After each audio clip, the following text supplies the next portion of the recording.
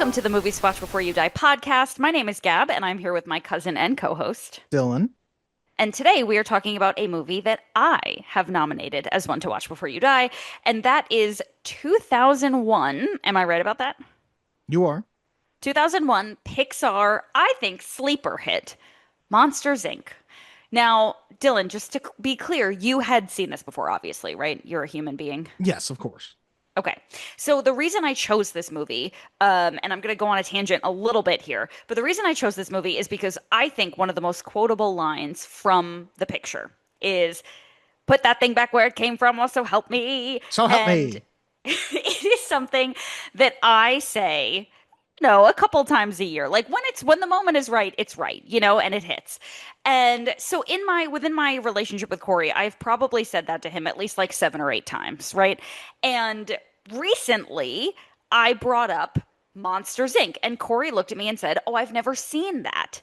And I was like, "But I do put that thing back where it came from. Like, I've done it so many times." And he was like, "Oh, I thought that was just a thing you did."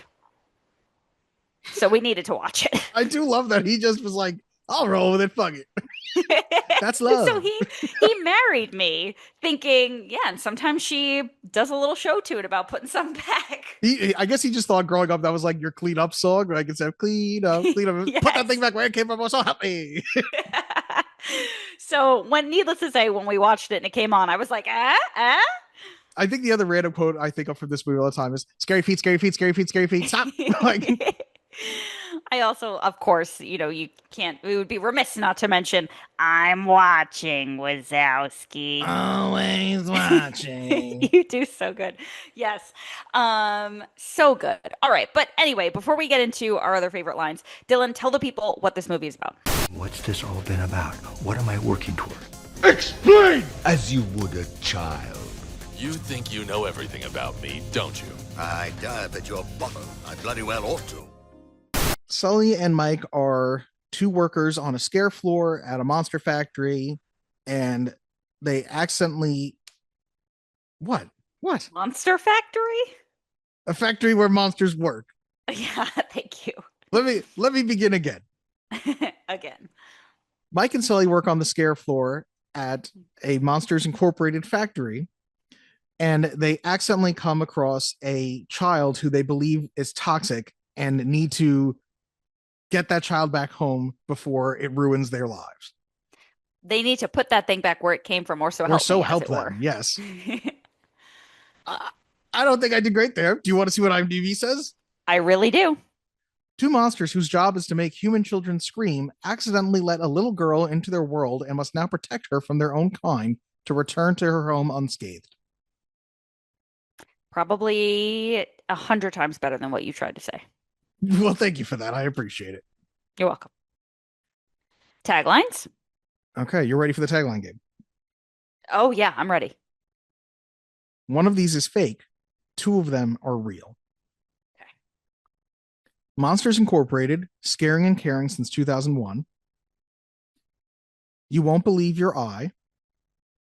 We think they're scary, but really, we scare them. Okay, one of them is fake. Two of them are real. Ah, God, you're getting good. You're getting good. So I feel like the second one is real. I feel like I've seen it. You won't believe your eye. That you feel for sure is real. That I'm inclined to believe is real. Okay. I also think the first one is real. And I think the third one, say the third one again. We think they're scary, but really we scare them. Yeah, I think you wrote that. I think that's dumb. Well, then you think Pixar is dumb, Gab. That's a real one. The fake is Monsters Incorporated, scary and caring since 2001. You fool! Damn it. Yeah. Oh, you did good. Wow, that's a terrible tagline, that last one. That's like the don't be scared, kiddies. That feels like there was some dude who was like, the posters are coming out today. What do we do? Oh, what's it called? Monsters Inc? I don't know. We think they're scary, but they scare us. Sure. Cool. Yeah. I'm picturing like, I'm sure you don't watch It's Always Sunny, but Charlie in front of the board with Pepe Sylvia, like, I don't know, we need something. Yeah. Yes. All right. Well, you got me good. Is there anything else we need to? I'm sure we don't need to do a lot of plot here. It's honestly, I didn't remember how short this movie is. It's like barely 95 minutes, maybe. It's tight. Yeah.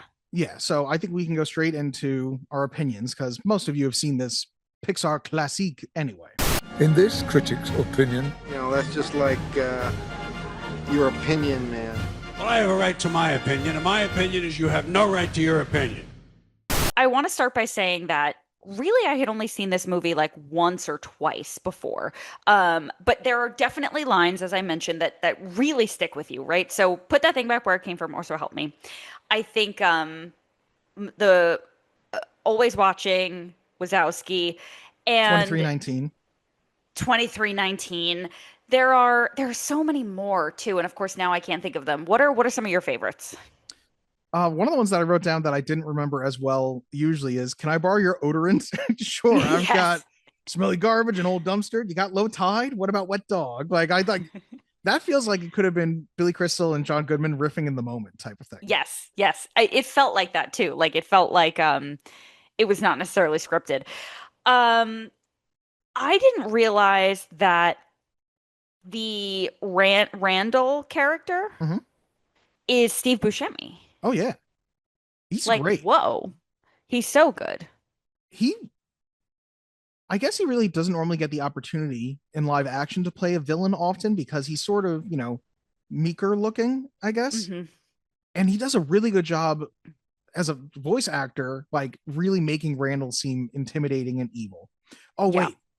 You know what? I had to go back and rewatch multiple times because it cracked me up. What? Randall intimidating Mike Wazowski, and he's like sort of got him, and he goes, "What happens when the whistle blows in 5 minutes?" And Billy Crystal, I get a time out. Everybody goes to lunch, which means the scare floor will be. It is the way it's both the animation of the mouth and Billy Crystal going, painted? Empty, you idiot! Like it's so dumb because it makes Mike, he goes from being like very quick to suddenly, I've never been here before. Yes. It just cracks me up him going, painted?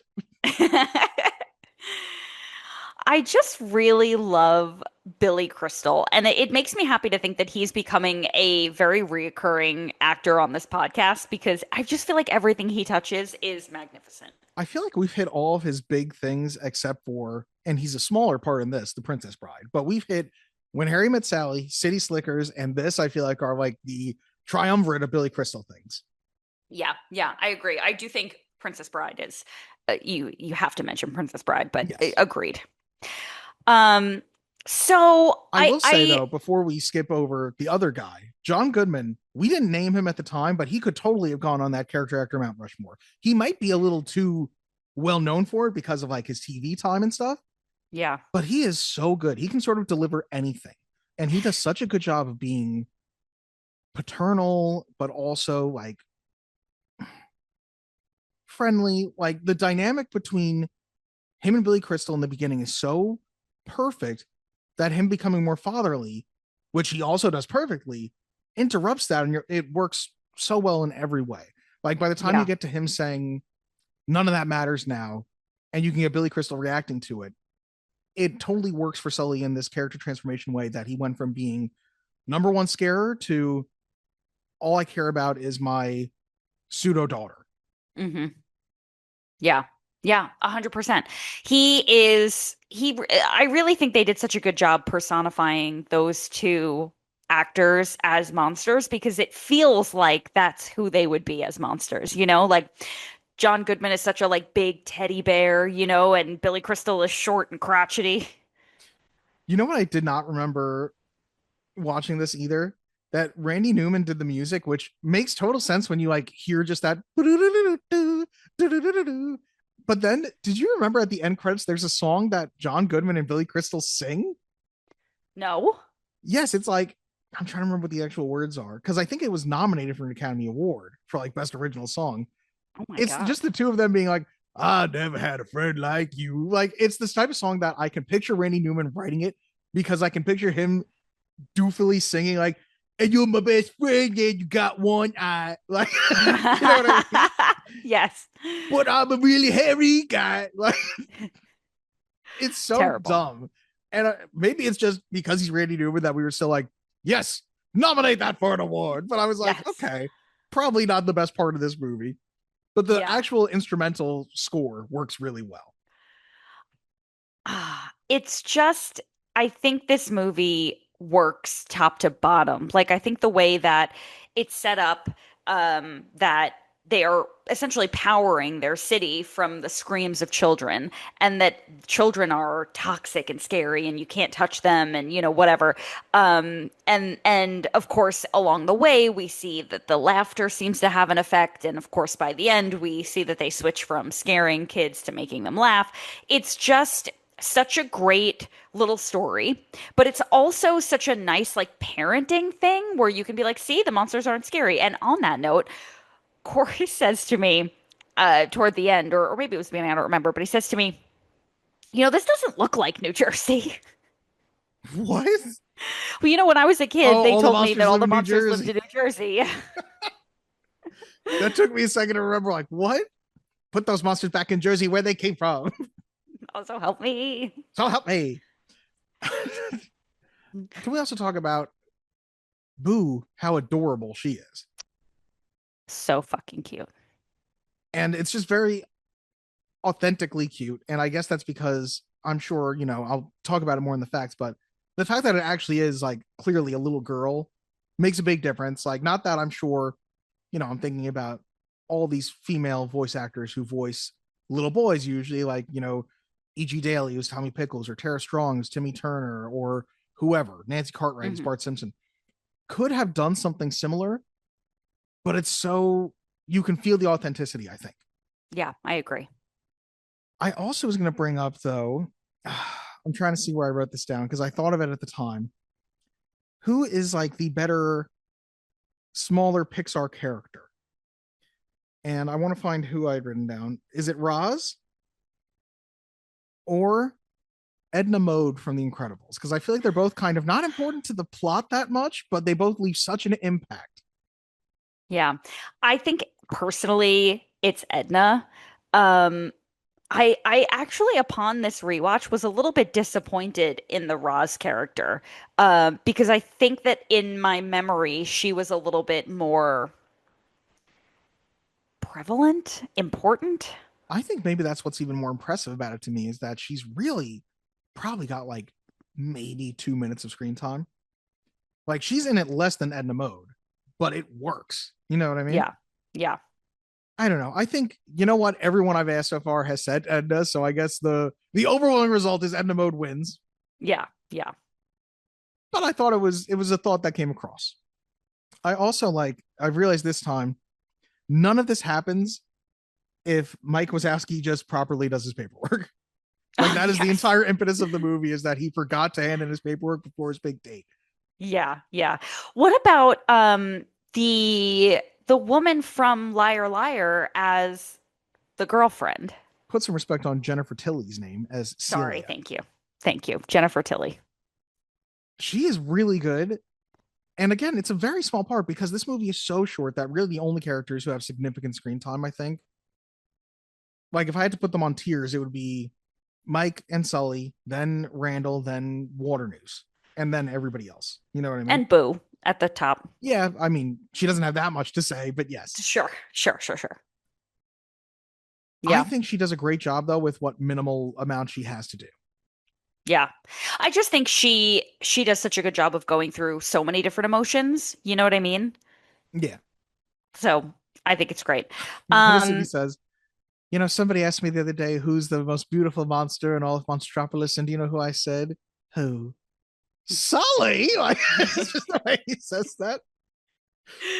I don't know. The whole movie is just very cute, and it takes very much advantage of who it has in it.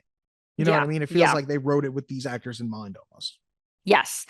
And I think that it does a really good job of not being super predictable, and kudos to Pixar because I think that's always the case. But sometimes when you watch a kids movie, like I'm sure when you went to see Hotel Transylvania 3 or whatever, you were like, I'm seeing this coming from a mile away, like same story, different characters. And I think these movies and this one in particular do such a good job of being interesting and entertaining for adults, right? As well as Yes. kids.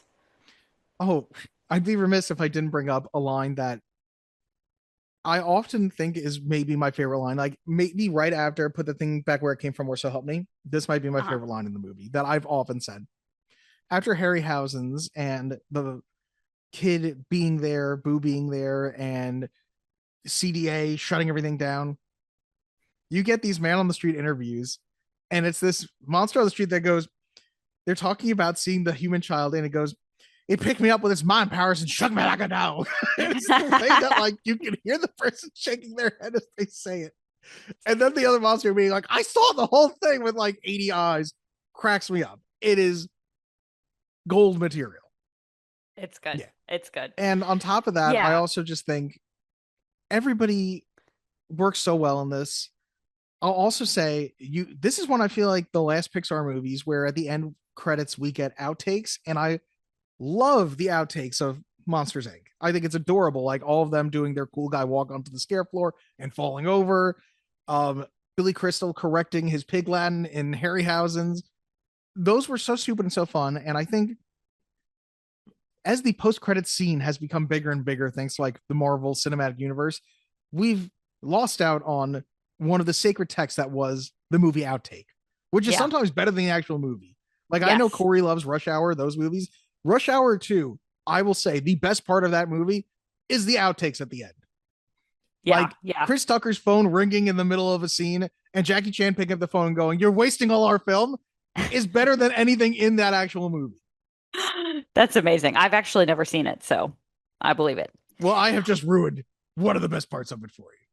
Unfortunately. So another line that I really love is when they bring Boo back to their house after the Harryhausen's issue, and Mike says, "I think I have a plan here. Using mainly spoons, we dig a tunnel under the city and release it into the wild."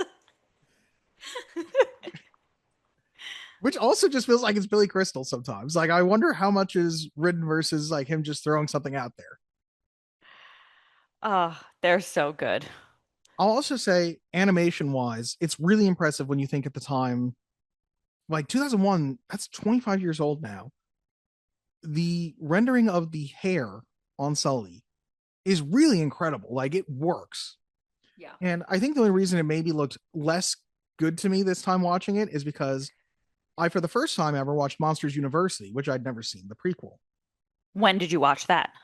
A couple days before I rewatched Monsters Inc. I was like, On you know what? purpose? Yeah, I was like, I've never seen Yeah. this. Let me throw it on. And I thought, like, I remember when it was coming out, I was like, oh, this is gonna be a cash grab. This is so dumb. Phenomenal.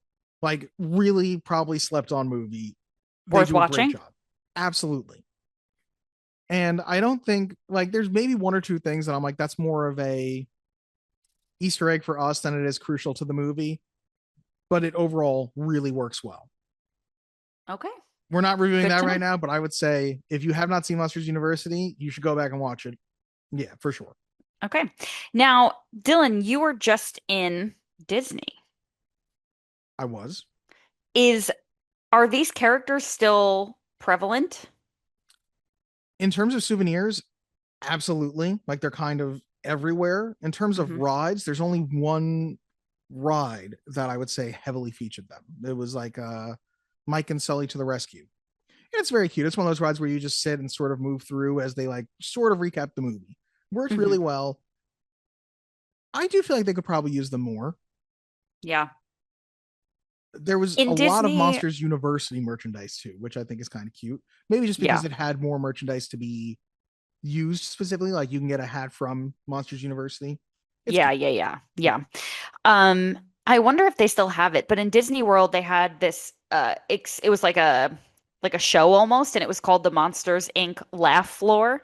And basically, they were like, all right, listen, humans, we need to collect your laughter to power our city. So we're going to like get up here and tell jokes.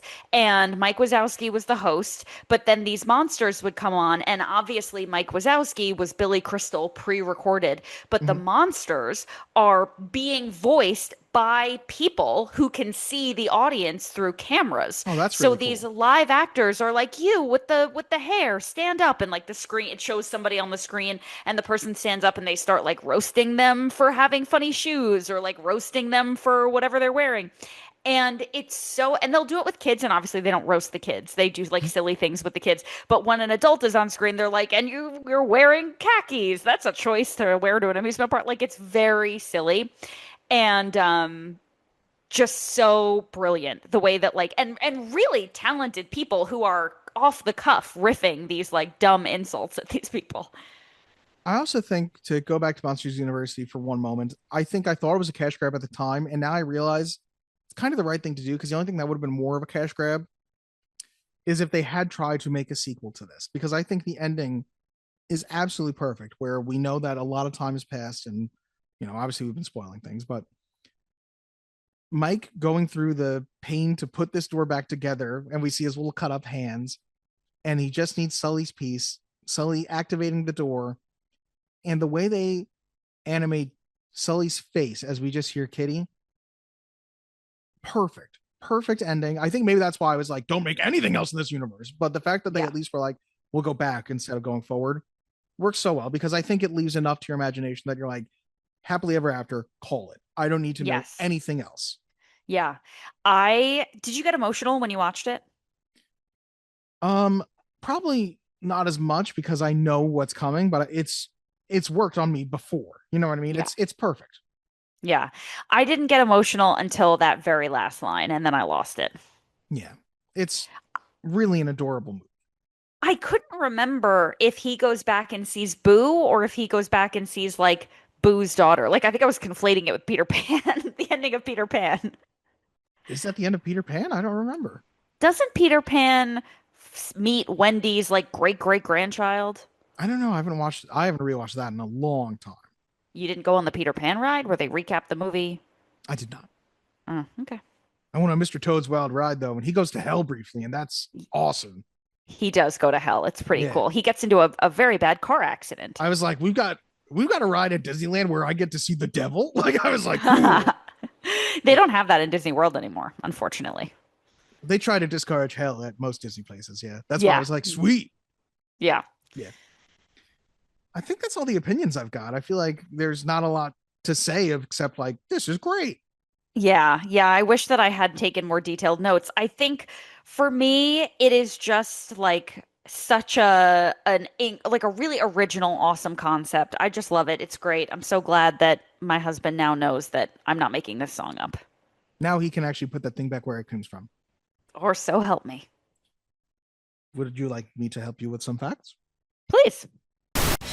I want the truth! Face the facts, Dukes. Facts have no place with an organized religion. On the tomato meter, it's at 96% with 183 fresh reviews and 8 rotten, an average rating of 8.5 out of 10. An audience score of 90% with an average score of 3.8 out of 5. On IMDb, it has an 8.1 out of 10. The movie was released November 2nd, 2001, with a budget of $115 million. Wait a second. I have to stall for 1 second because clearly something went wrong here. Oh, that no. I am seeing. I'm like, that can't be right. The amount that I have here for it's gross. Because it too high or too low? Too low. I'm like, this movie did not gross $1.5 million. Okay, it had a worldwide gross of $580 million. That's much better.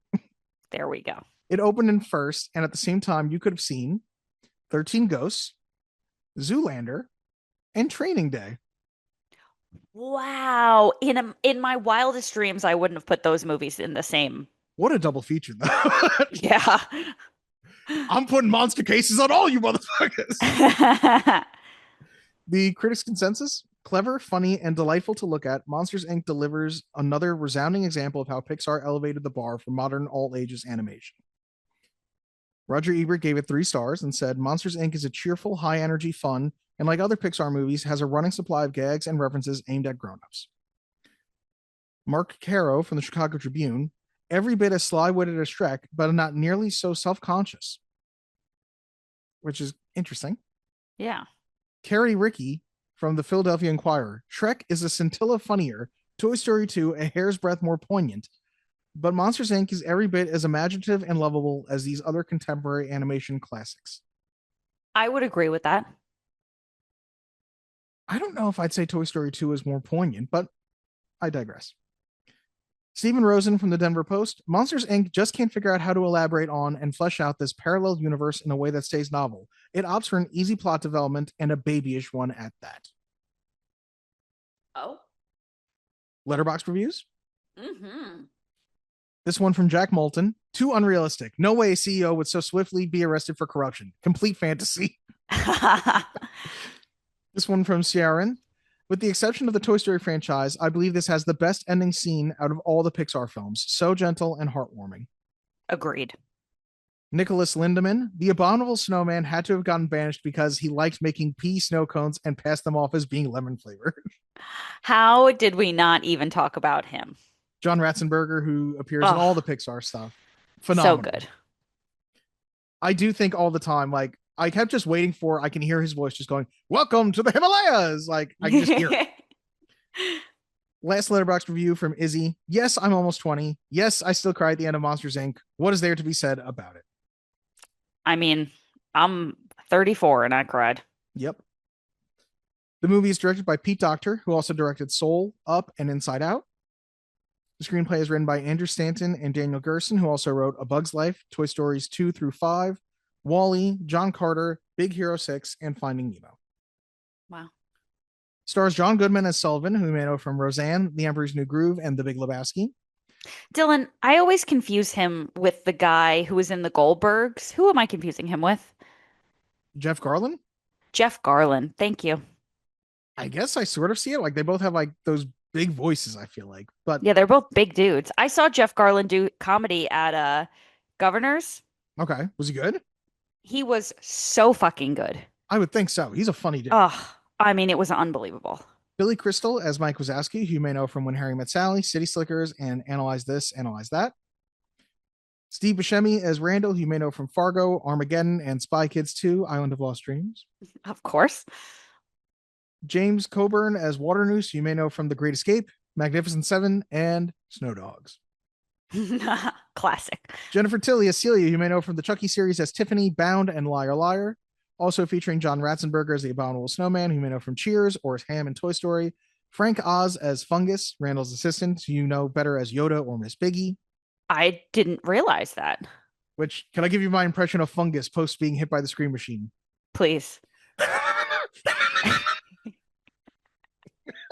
That was very good. I don't know if Zoom will pick that up, but I like doing that. I heard most of it. And introducing Mary Gibbs, the daughter of story artist Rob Gibbs, as Boo. Very sweet. You want to hear some fun facts? I really do. Mary Gibbs was so young that it proved difficult to get her to stand in the recording studio and act her lines. Instead, they simply followed her around with a microphone and cut Boo's lines together from things she said while she played. To get Mary Gibbs to laugh on cue, Pete Docter would entertain her with sock puppets in the recording booth. Oh. It normally took 11 to 12 hours to render a single frame of Sully because of his 2.3 million animated hair strands. Total number, 2,320,413 hairs to be exact. Wow. Part of that animation process was done via the use of moving attractor repeller particles that functioned like virtual magnets, fans that would attract or repel the hairs proportionally over distance. By moving the particles along virtual paths, they would provide a natural effect on the hair. An example of this could be seen in subsequent films, such as the Lord of the Rings series, in which charging animated CG armies could be moved across a battlefield, charging at orcs on the one hand and fleeing from trolls on the other. So I think this was a big leap forward for animation. Wow, that's amazing. Billy Crystal was originally offered the role of Buzz Lightyear in Toy Story and declined, which he later regretted after seeing the film itself, as it would have been a great opportunity for him. They would later promise Crystal a future role in a Pixar film that would be tailored to his talents. Crystal told them to do what's best for your movie and don't forget me when something good comes around. In the late 90s, early 2000s, Crystal's wife received a phone call from John Lasseter, who told him, Mr. Lasseter would like to speak to you, allowing him to voice Mike in Monsters, Inc. Well, worked out. If you do look up Billy Crystal Buzz Lightyear, you can see Pixar originally did like a little animation of Buzz Lightyear, and they clearly like wanted him because they animated it to from When Harry Met Sally, him talking about the wagon wheel. He was like, all you'll be left with is this wagon wheel table. It just cracks me up that it's Buzz Lightyear talking it. That's amazing. I gotta look that up. Bob Peterson, the movie's story supervisor, provided the temporary voice of Roz, the Green Secretary, during production. The nasal sing-song voice proved to be such a success that they kept it in the final film, and he's also the voice of Doug from Up. Oh, wow. The restaurant that Mike and Celia are at is called Harryhausen's, in homage to Ray Harryhausen, the man who was one of the earliest practitioners of stop motion photography and claymation, and made the stop motion animation and now iconic monsters for films like Jason and the Argonauts, The Seventh Voyage of Sinbad, and Clash of the Titans. Also, the octopus behind the bar in the restaurant has only 6 legs and is a reference to It Came From Beneath the Sea, a film in which Ray Harryhausen created an octopus with 6 arms due to budget restrictions.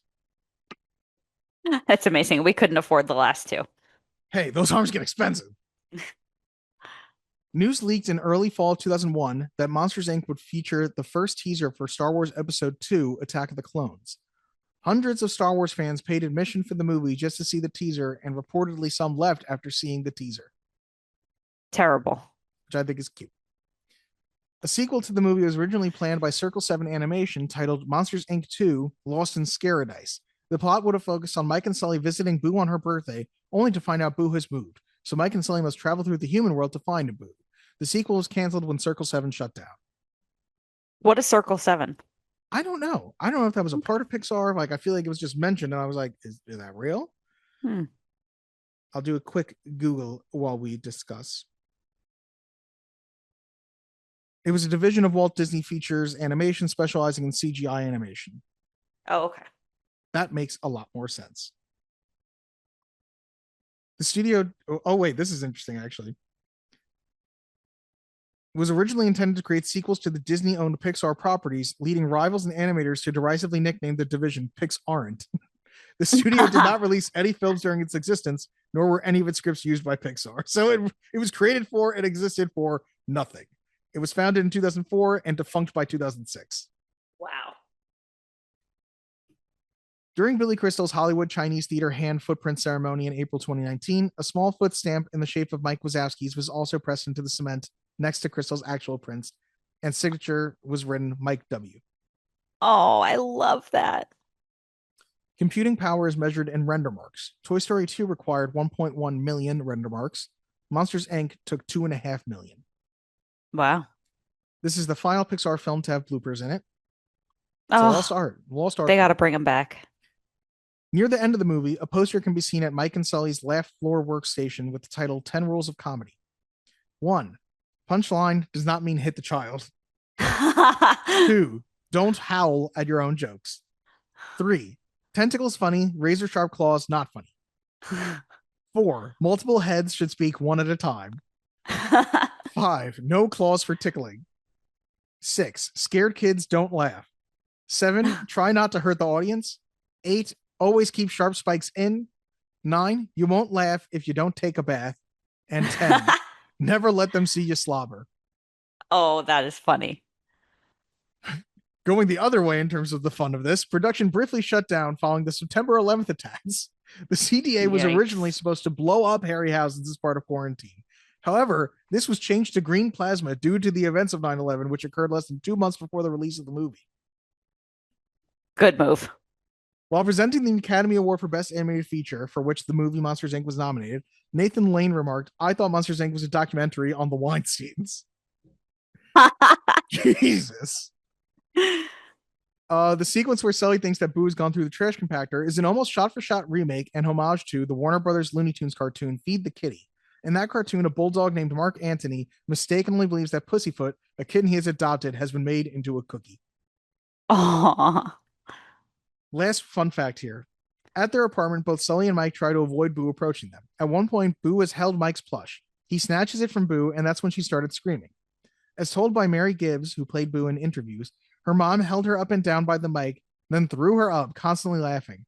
But this is where it started. Unfortunately, her fingernail caught Mary Gibbs' gum, cutting a bit of it enough to make her scream. She comforted Mary as she said, "Mommy." And they went, no, don't pull her away from the mic. The filmmakers in the booth were saying, they're like, "We need her pain." Like, hold Please. on. So just know that when she screams "Mommy," it's because a fingernail just cut her gum. Oh. Now, Gab, let's cut off these facts and let's get to some mail. Let's do it. Mail time! When you control the mail, you control information. Mom asked me to ask you if there's any mail for us here by mistake. What? Gab, would you first like to hear Scotty's catch-up comments on the past 3 episodes, or Kyle's voicemail? Let's start with Scotty. Okay, so first I'm going to give you Scotty's comment from Shrek 2. Oh, so long ago.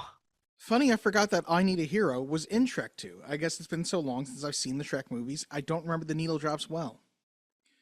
I associate I Need a Hero with a different second installment, Short Circuit 2. Excuse me? I'm sorry, but I think I Need a Hero is very much entrenched in the Shrek 2 camp, but okay. I do agree with Kyle, the fairy godmother is a better villain than Farquaad. Isn't I Need a Hero from Footloose? Initially, it's either Footloose or Flashdance. I feel like I mixed them up. I think it's Footloose. It's definitely not originally from Short Circuit 2. It's Originally definitely written for from something with an Footloose. F. Footloose. Yes, thank you. Okay. So Short yeah, Circuit Foo. it's interesting that it has become so synonymous with Shrek 2, even though its origin is another movie that was pretty successful. Yeah, definitely. I just think Shrek 2 hit the zeitgeist much more than Footloose Yeah. did. Yeah. How do you feel about Footloose? I love Footloose. John Lithgow's a good bad guy. Kevin Bacon's great. What's his name? Chris Penn in one of his best roles. Yeah. R.I.P. Do you feel like if given the opportunity, you would choose to live in the town from Footloose so you didn't have to dance? I don't mind to dance. You did. You cut quite the rug at our wedding.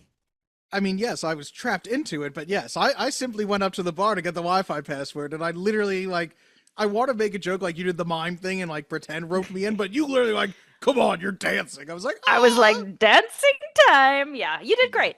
Yeah, I wouldn't want to live in the town from Footloose, but mainly because I just don't like people telling me what to do.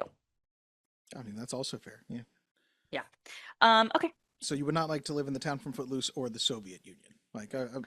Anywhere where they'll tell you what to do. Communist China ain't gonna work for me. Yeah.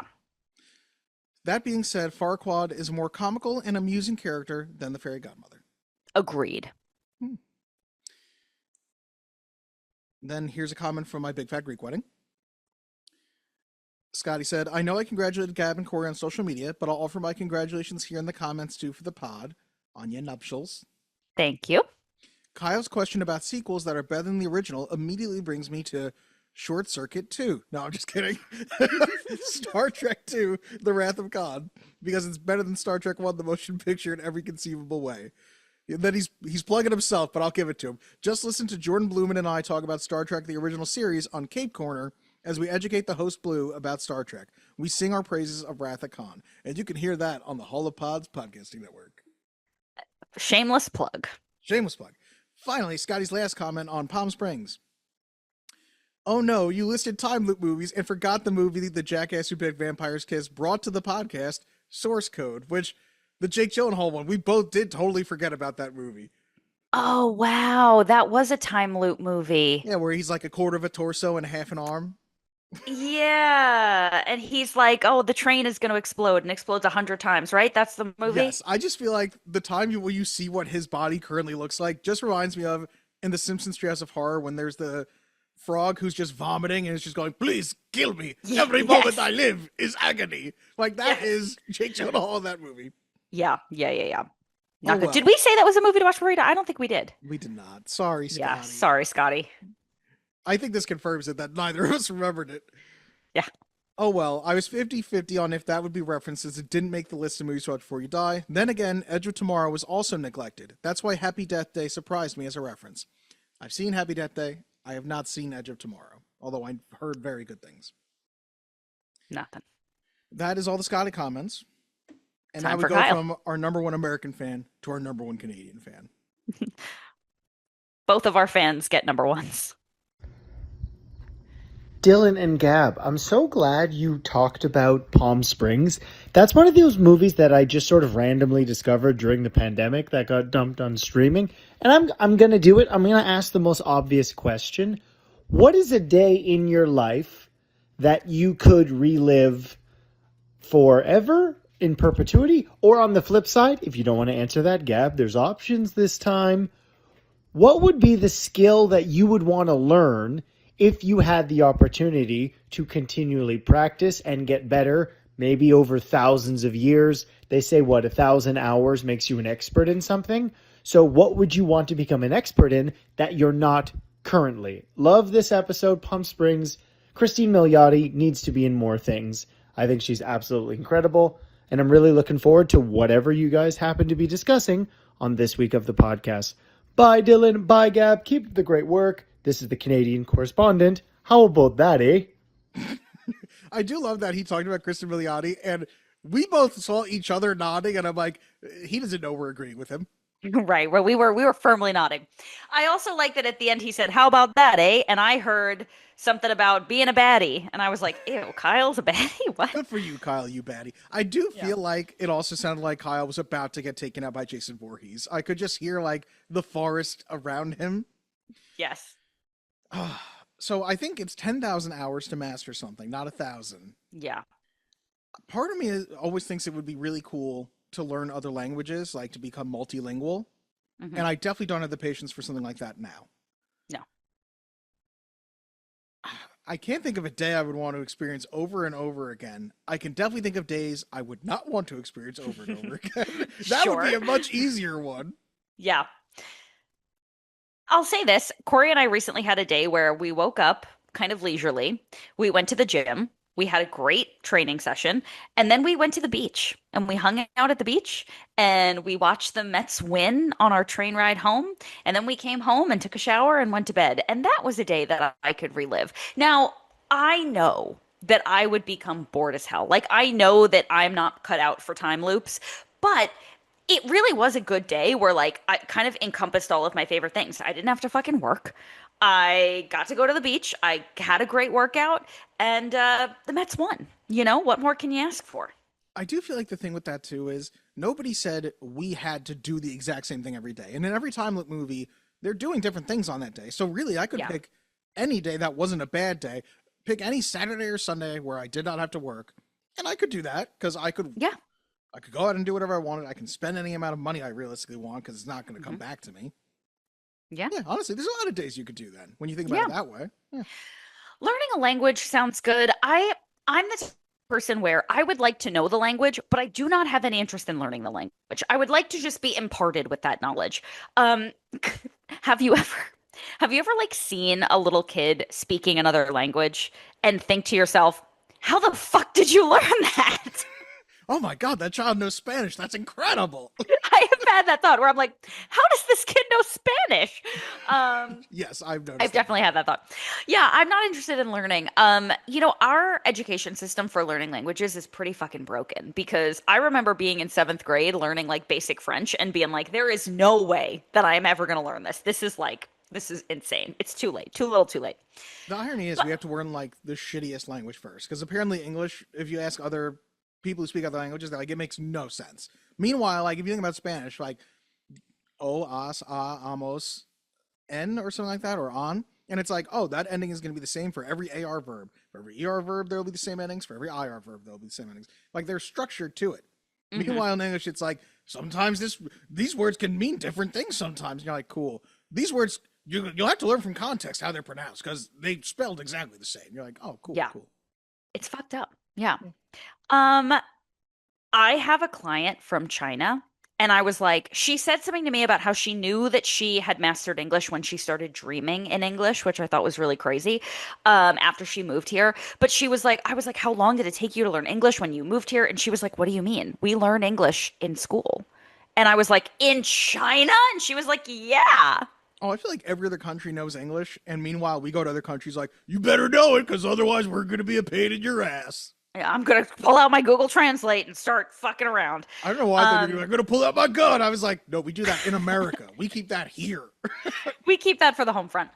I would like to learn how to play piano. That was something that I gave up on at a young age because I had a really hard time doing two different things with my hands at the same time, which is embarrassing to say. And I can play video games. And my piano teacher was like, if you can play video games, you can play the piano. It's the same idea. But I was like, no, I can't. I'm sorry. I want to play Dick Van Dyke's instrument from Mary Poppins, where he's playing like 18 different things at once. The one-man band. Yes, yeah. The knee cymbals and the drum on my back. And I want to be doing that. Yeah. Yes. The horn on the feet. Yeah, absolutely. People will I think we can make that happen. Yeah. And then you can come to New York and get on the subway and people will give you money for it. Everyone, listen up.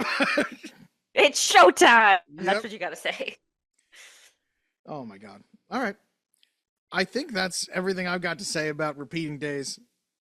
Well, then let's repeat the verdict. Do or do not. There is no try. The guilty will be punished. Sentence is death. Your movie, you go first, Gab. Do you think Monsters, Inc. is a good movie? Is it a movie you watch before you die, Gab? What do you think? Dylan, I think this movie hits. I think it hits whether you're an adult, whether you're a child. If you like comedy, if you like to laugh, if you enjoy happiness, this is a freaking 5-star film. Gab, what are we doing here? This was an obvious one. I know you needed an excuse to show it to Corey, but early Pixar, they were all movies to watch before you die. So yes, this is definitively a movie to watch before you die. Yeah, I feel bad for anybody who listened to this episode. I mean, there was no reason for us to do this. Yeah, honestly, I would even say Monsters University might be a movie to watch before you die. If you want to make that official. I will not, but I will say, seriously, check it out. I will. Yeah. Cool. Well, thanks. Well, that was easy. This was a breezy recollection of the fun time we had watching Monsters, Inc. It really was. Yeah. This could have just been a phone conversation.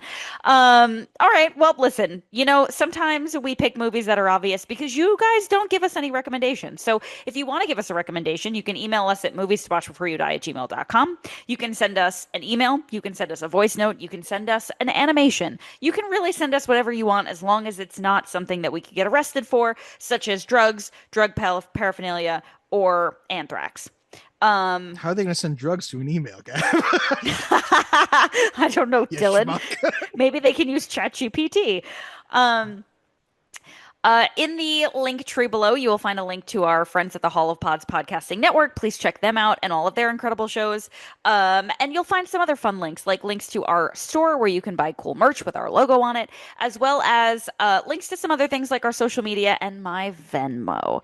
And last but not least, I'll take last but not least. I actually was on a Hall of Pods podcasting show recently. I was on the Phantom Optimist talking about Supergirl. So if you want, you can check that out. Or I was on Jump on the Batwagon recently talking about a Static Shock episode. So you can check that out too. You can. I have a job, so. And that's where we got it. It'll be their problem, not ours. She's out of our hair.